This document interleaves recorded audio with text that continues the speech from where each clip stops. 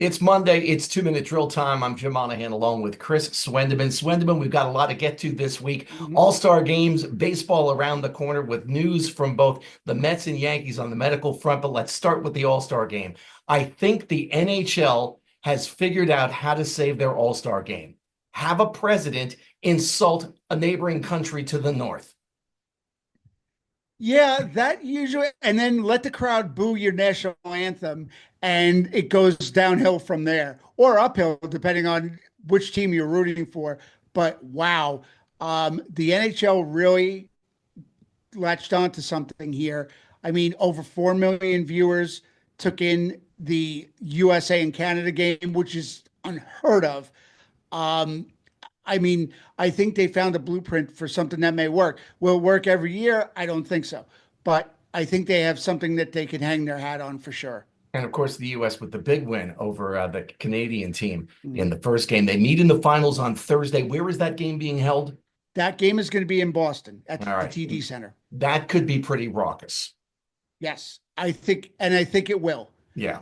There are a few players, from Boston as McAvoy on the USA team, and yeah, Marchand is on Team Canada.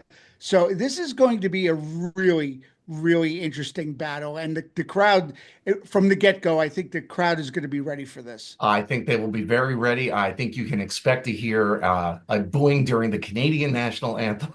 You I know? would I would say so. Yeah. I don't know if Governor Trudeau, to steal a line from the president, I don't know what, if anything, he will have to say about this, but it's certainly generated some enthusiasm, and the new format has also done that as well, Chris. Absolutely. I think, Adam Silver and the NBA, I hope you're taking notice because what you have, the model you have, while it may have been a little bit better this year, it's not working and you need to find something else to do. And the NFL, for that matter, they really need to take notice because you know what? Your cute little flag football game isn't working for anybody. Yeah. I mean, with the NBA and the NFL, I think the key thing here is don't get hurt. Exactly. And I mean the NHL too. You really have to, these guys are going at it hard. I mean, this is not like an exhibition. These guys are playing for, their country pride and they are going all out. Three fights within 9 seconds with the US and Canada started. It was like something out of Slapshot, Jim. It was great.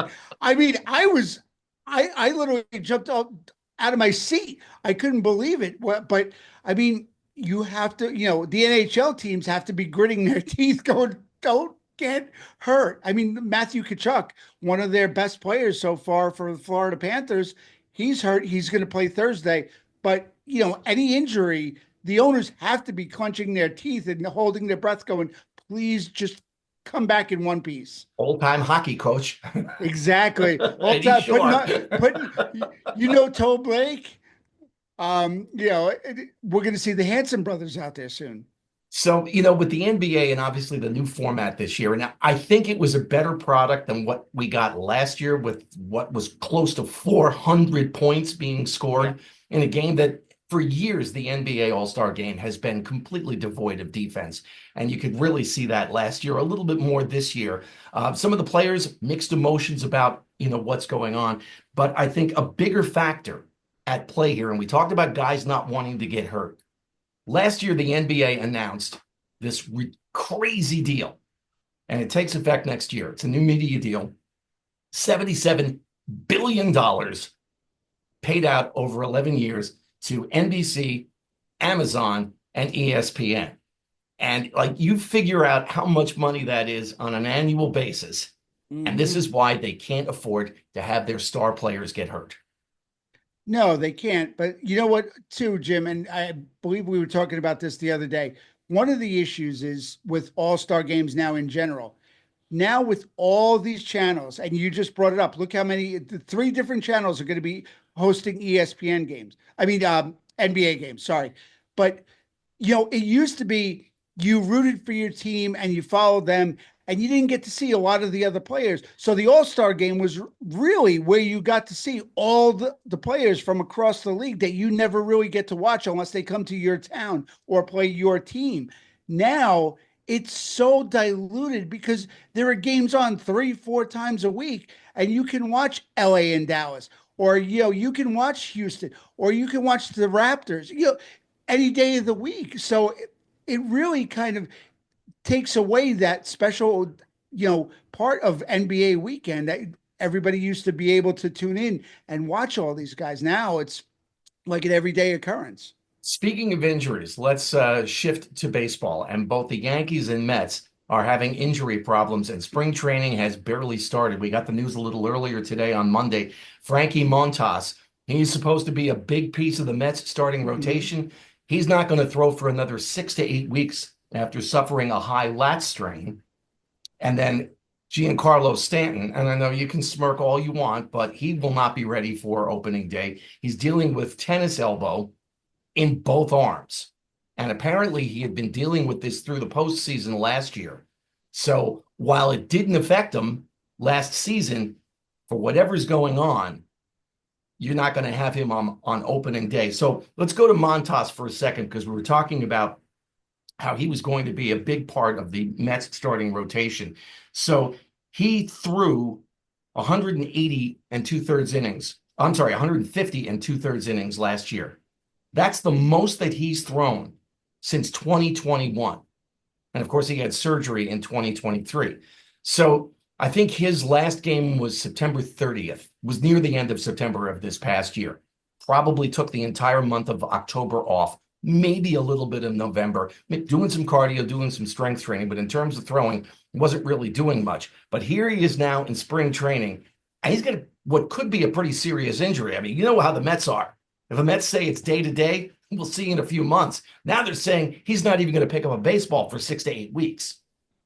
Yeah, this is not really the way the Mets envisioned things starting out, but it did kind of happen in the most Met way possible, where the guy didn't even get on a mound yet, and here he is with a lat strain. And those lat strains, Jim, if any of anybody, those things linger, and for a pitcher, that is no bueno. So 6 to 8 weeks, doesn't even pick up a ball yet. He's going to be 8 weeks behind everybody who's already going through spring training and the rigors of ramping up. I mean, what are we talking? June at maybe? Maybe mid-May, maybe. I mean, it depends on the seriousness of the injury. Meanwhile, with Stanton, and again, it seems like he's always hurt, but boy, did he have some postseason last year. And a lot of He Yankee did. fans on social media saying, hey, don't worry about it. We'll see you in October. But you've got to wonder what was going on. Now, the Yankees, granted, played until October 30th. So they go deep. The deeper that you go, the harder it is for everybody involved, because you don't get Right. as much downtime. The Mets finished October 20th. So there's 10 days more that the Yankees played. And we were talking about Montas. Cincinnati finished, or his last game with them was at the end of September. So Right. there's a whole month difference between basically what the Mets and the Yankees did this past season. But for Stanton, it gets back to, what do these guys do in the offseason? And I don't want to question an athlete's pain level or how they handle pain. I don't think it's fair. And if you need a reference point, look up J.R. Richard and the Houston Astros. If you need a little bit of a reminder of how dangerous it can be to question a professional athlete's courage with an injury, resolve, whatever you want to call it. If you're too Right. young to remember who J.R. Richard was, you need to go look him up, because that was obviously pretty serious. So I don't want to question Stanton's ability to overcome, and a lot of guys on social media, the keyboard commandos, oh, Right. toughen up, that sort of thing. We honestly don't know. But a big part of what happens, and I know it in baseball, I assume it's with other sports as well, these guys have their own personal trainers. And those Right. personal trainers and the team trainers, they butt heads from time to time. We saw that with Syndergaard, with the Mets. That was a big part of the issue that Yep. Syndergaard and the team was having, because his trainer was telling him one thing, they're trying to get him to do something else. And that maybe, I don't have any inside information with regard to Stanton, but that could be a huge issue as to what happened, why this didn't get taken care of in November, December. Who knows? I'm kind of perplexed by it, especially when you hear, when Boone was so, upfront about one of the first things he said was, you know, he was like, Stanton was kind of dealing with this back during the playoffs last year, and that like just makes you go, wait, we're just getting the spring training. So what? But I mean, he's got tennis elbow in both elbows, in both arms. I can't even imagine the pain threshold because you really don't have, I would assume, any kind of downtime for the pain and it's all based on pain tolerance. But I don't even know how you go about fixing that in one arm, more or less both. At the same So time. at the same time. So it really, you look at it and you go, all right, now what do we expect?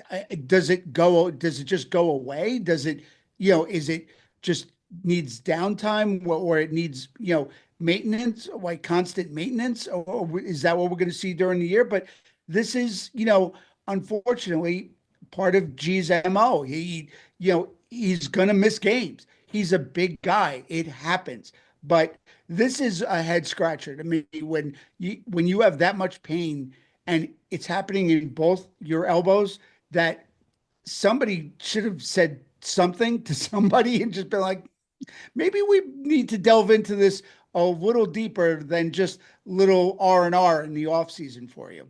And a little bit more drama coming from Yankee camp, and that was Marcus Stroman, because the Yankees are talking about putting him in the bullpen, and does not want any part of it. And I don't know if you remember the classic phone call that Mike Francesa got when he was on WFAN. And one of the callers was talking about putting Andy Pettitte in the bullpen. And he starts yelling, Andy Pettitte is a starting pitcher. It's a I classic. You do. can find it on YouTube, I'm sure. But that's all I could think of when Marcus Stroman said, no, I'm a starting pitcher. And I love that. I love that that's the way he takes it. Like, no, no, no, man, I am a starting pitcher. This is what I do.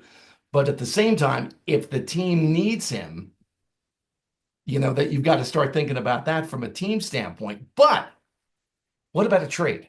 If Montas is really going to be out for 6 to 8 weeks before he even picks up a baseball, do the Mets and Yankees make a deal? It wouldn't be the worst thing in the world. I know the Mets have already had their share of Stroman, and they know how this movie ends. But they need a pitcher, and Stroman is ready. Obviously, he wants to start. Montas is going to be laid up for a while. You don't want to start behind the eight ball if you don't have to, especially with Philly and Atlanta in your division. You can't afford to get behind, right out of the gate. So I mean, I know Yankee fans would be all for it. We'll help you pack. All we got to do is get you, we'll get you across town, and we'll even pick up the congestion pricing for you to get you across town. I mean, at this point, Yankee fans, I think, are very nervous about what they're seeing from Shaw because he's already with the delay to get to camp, and Boone kind of covered that, and now it's no, I'm a starter. So I think they want to deal him, and I think they want to put it in a positive light because if they say anything negative, that's not going to help them move him. But sending him across town to Citi Field, sign me up. I'd be all for it. Well, just remember, Andy Pettitte is a starting pitcher. It's absolutely classic.